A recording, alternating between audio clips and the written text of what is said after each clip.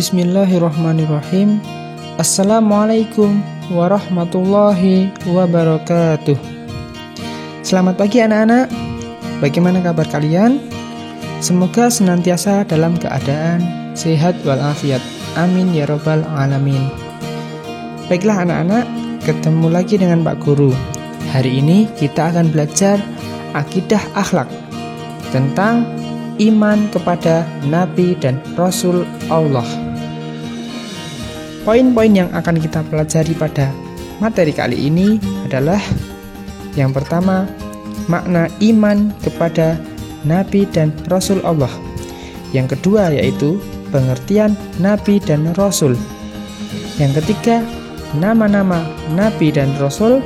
Yang keempat, sifat-sifat Nabi dan Rasul. Dan yang terakhir adalah meneladani sifat-sifat Nabi dan Rasul Allah. Langsung saja pada pembahasan yang pertama, yaitu mengenai makna iman kepada Nabi dan Rasul Allah. Iman artinya adalah percaya. Dalam kalimat syahadat, kesaksian pertama yang dilakukan seorang adalah meyakini bahwa Allah itu esa. Kesaksian yang kedua adalah keimanan terhadap kerasulan Muhammad SAW. Oleh sebab itu, mengenal Rasul Allah hal yang sangat penting. Pengenalan terhadap Rasul Allah menentukan tingkat pemahaman, penghayatan, dan pengamalan seseorang terhadap ikrar keislaman mereka. Mengenal Rasul merupakan hal penting atau sebuah kebutuhan pokok bagi kaum muslimin masa kini, mengingat mereka tidak hidup bersama dengan Nabi. Namun, mereka harus tetap beriman kepada para nabi dan rasul. Yang kedua, pengertian nabi dan rasul. Kata nabi diambil dari an-naba yang berarti berita. Menurut bahasa, nabi berarti pembawa berita. Sedangkan menurut istilah, nabi adalah seorang manusia yang dipilih oleh Allah dan diberi wahyu atau agama. Sedangkan rasul diambil dari kata risalah yang berarti hal yang berkenaan dengan penugasan. Menurut bahasa, rasul adalah seseorang yang mengemban tugas atau petugas. Adapun menurut istilah, rasul adalah seseorang manusia yang dipilih oleh Allah dan diberi wahyu atau agama, serta diberi tugas untuk menyampaikan kepada umatnya. Seseorang yang dipilih oleh Allah sebagai rasul, maka ia sekaligus juga sebagai nabi. Akan tetapi, tidak setiap nabi adalah rasul. Jadi, jumlah para nabi itu jauh lebih banyak daripada jumlah para rasul. Perbedaan antara nabi dan rasul adalah seorang nabi menerima wahyu dari Allah SWT, tetapi tidak membawa syariat baru. Nabi hanya melanjutkan syariat rasul dan nabi sebelumnya. Sedangkan rasul itu menerima wahyu dari Allah guna disampaikan kepada segenap umatnya serta membawa syariat baru yang menyempurnakan syariat nabi dan rasul sebelumnya. Untuk menunjukkan kebenaran dari kerasulan seorang rasul, Allah memberikan kepada setiap rasulnya keistimewaan yang disebut dengan mukjizat. Menurut bahasa, mukjizat berarti melemahkan.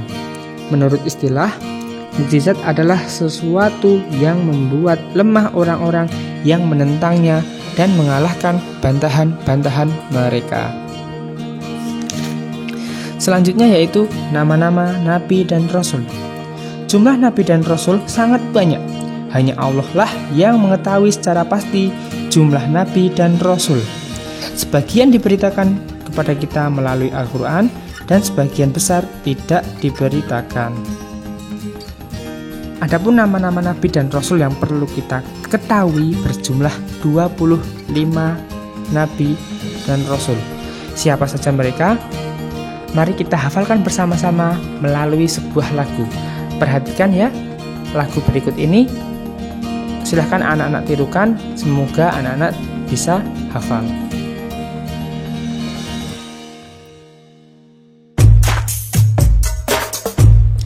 As-salatu ala nabi wassalamu ala rasul wal anbiya'il mursalin kulluhum muqamun. Salawat ke atas nabi, sejahtera ke atas rasul yang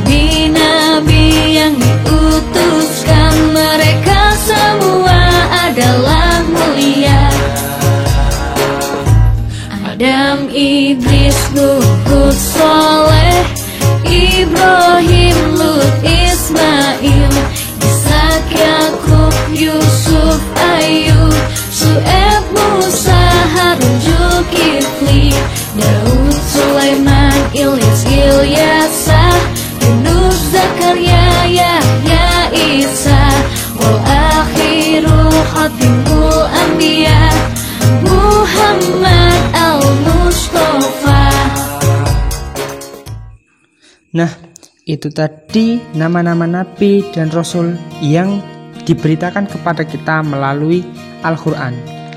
Dan masih ada banyak sekali nabi yang tidak kita ketahui, tetapi yang wajib kita ketahui, yang kita imani cukup 25 tadi. Di antara nabi dan rasul tersebut ada yang memiliki gelar julukan ulul asmi, yaitu mereka yang memiliki ketabahan dan kesabaran yang sangat luar biasa. Siapa saja mereka? Yaitu Nabi Nuh alaihissalam, Nabi Ibrahim alaihissalam, Nabi Musa alaihissalam, Nabi Isa alaihissalam, dan Nabi Muhammad sallallahu alaihi wasallam. Mereka dikatakan memiliki tingkatan tertinggi di kalangan rasul. Selain itu, para nabi dan rasul sebagian juga ada yang menerima kitab wahyu. Yang pertama ada Nabi Daud yang diberi kitab Zabur, Nabi Musa diberi kitab Taurat, Nabi Isa kitab Injil, dan yang terakhir Nabi Muhammad yaitu kitab suci Al-Quran. Selanjutnya yaitu sifat-sifat Nabi dan Rasul Allah. Yang pertama yaitu sifat wajib Nabi dan Rasul. Para Nabi dan Rasul Allah adalah manusia biasa. Meskipun demikian, mereka telah terjaga dari perbuatan dosa. Mereka memiliki sifat-sifat luhur dan mulia yang membedakan dari manusia biasa. Adapun sifat-sifat yang mereka miliki terdapat dalam diri setiap Rasul adalah sebagai berikut. Yang pertama, amanah, yaitu dapat dipercaya. Yang kedua, sidik, yaitu benar atau jujur. Yang ketiga, fatonah, cerdas atau pandai. Dan yang terakhir, tablik, yang artinya menyampaikan. Yang kedua yaitu sifat mustahil. Sifat mustahil adalah kebalikan dari sifat wajib. Para rasul tidak mungkin mempunyai sifat-sifat ini. Sifat-sifat mustahil tersebut antara lain yaitu kazib, yang artinya dusta atau bohong. Yang kedua ada khianat, yaitu tidak dapat dipercaya. Yang ketiga ada kitman, yang artinya menyembunyikan. Dan yang terakhir adalah baladah, yang berarti bodoh. Yang ketiga yaitu sifat jaiz. Sifat jaiz itu adalah sifat seperti pada umumnya manusia biasa. Apa saja itu? Yang pertama yaitu Nabi dan Rasul juga membutuhkan makanan, membutuhkan minum. Mereka juga tidur, mereka juga melangsungkan pernikahan, mereka juga berperang, berdagang, mereka meninggal dunia, dan lain sebagainya. Namun sifat-sifat tersebut tidak akan mengurangi derajat kerasulan mereka. Semua hal yang dilakukan para rasul berlandaskan rasa takwa kepada Allah Subhanahu wa Ta'ala. Yang terakhir yaitu meneladani sifat-sifat Nabi dan Rasul Allah. Para Nabi dan Rasul adalah makhluk yang paling mulia di sisi Allah. Mereka memiliki kedudukan yang paling tinggi di hadapan Allah. Para Rasul memiliki sifat maksum, yaitu terjaga dari dosa dan kesalahan.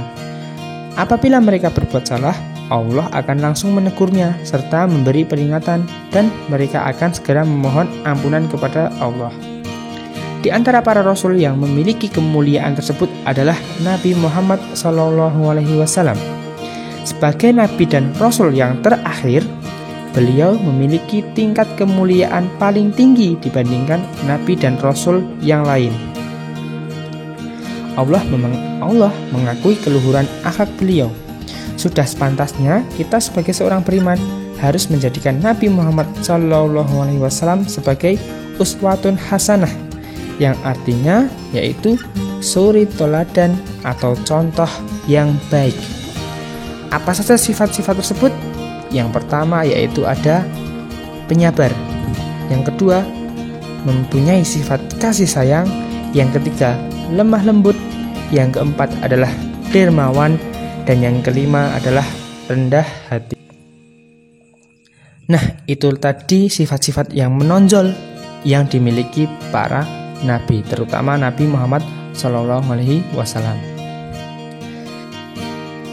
Sekian anak-anak materi pada pagi hari ini tentang iman kepada Nabi dan Rasul Allah Subhanahu wa Ta'ala.